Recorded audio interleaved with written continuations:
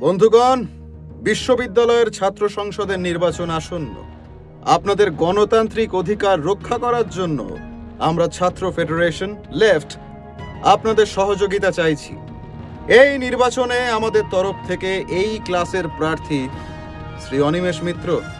আপনারা হয়তো অনেকেই জানেন যে অনিমেষ এই কংগ্রেসি সরকারের উগ্র দমন নীতির শিকার হয়েছেন।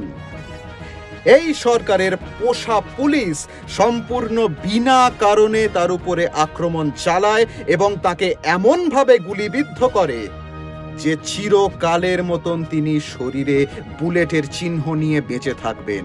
অনিমেষকে ভোট দেওয়া মানে সেই নৃশংসতার প্রতিবাদ জানানো।